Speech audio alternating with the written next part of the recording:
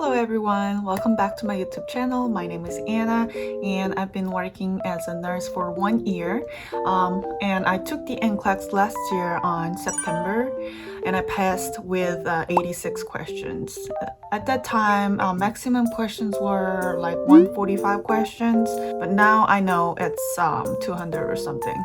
I'm not sure what the recent changes are, but I'm gonna talk about how I study, what resources that I use, and how did my test go.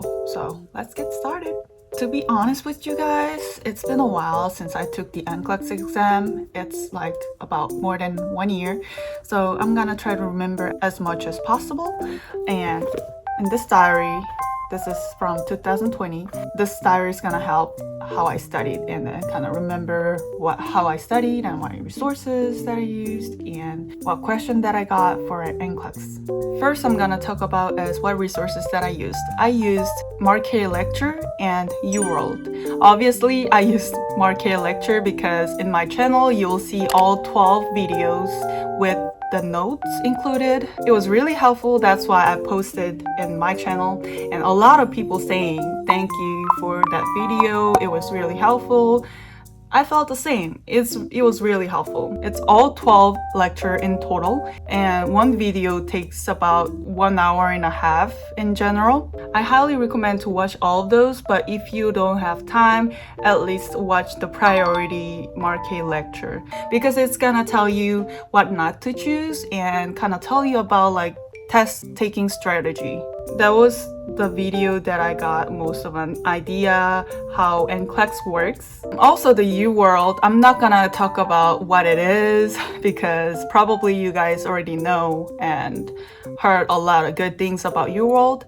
So in total, it has 2,200 questions and I paid for like 6-month material. It covers like 2 practice exam because I needed to test myself.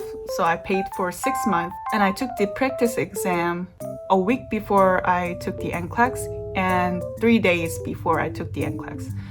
So the first one, I got low chance of passing. I was so depressed, but what I can do was I was gonna go over the weakness point. The most question that I got wrong, I went over that. It's gonna tell you what sections are your weakness.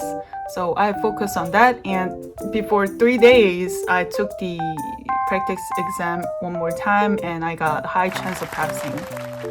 So that happened in 4 days, like from low chance of passing to high chance of passing. You can do that and don't rely on that percentage in UWorld because I think my percentage was like 50% in total. Like it's gonna tell you what percentage you got wrong, you got it right. It was 50% for me and I got low chance of passing, but still I passed in one trial. So don't rely on that. If you feel like you're ready, don't doubt yourself. I did 75 questions per day and I studied for 7 weeks in total. I studied 6 days in 1 week from 9 a.m. to 6 p.m. every day except for Sunday because I cannot study all week. I wanted to take a break on Sunday and spend time with my family or my boyfriend or go somewhere else like hiking to kind of like wash out your brain because on that day you don't want to think anything else. Just take a break. After you refresh your mind and kind of wash out your brain, next day you're gonna focus more on whatever you're studying. Yeah, so I studied pretty hard, but you have to study hard. I studied so hard because I doubt myself and I had no idea if I can pass the NCLEX in one try. But yeah, just make a schedule and follow the schedule. Last 2 weeks before I took the NCLEX, I just went over the questions that I got wrong so I can focus more on my weakness point. And last 2 weeks, you just need to focus on your weakness points. You don't need to go over the all material, including what you know. So what I did was, while I'm doing the UWorld questions, I wrote down everything that I missed. And the most important thing is, even though you got the question right, just read the whole rationale. even though you got the question right, it doesn't mean that you understood the whole answer choice. You will find that you missed while you're going through the rationale.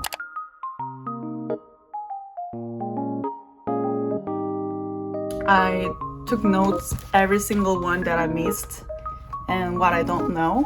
You see, I almost made a book like this thick. So as you solve the problems, write down whatever you don't know, so that last 2 weeks you can just go over whichever in this notebook. I actually bought this book. I bought the Sanders book. I was gonna read all of them, but it takes so much time because do you see how thick it is? I just use this book whenever I have a question about. For example, like if I have a question about like asthma, then I look for the respiratory section and go through only that topic. That was it. Other than that, I didn't really use this book. But it's really good resources. I just didn't have time to go over all this book because it's thick and there's a lot of material. So whenever I had a question, I just skimmed through it. That was it.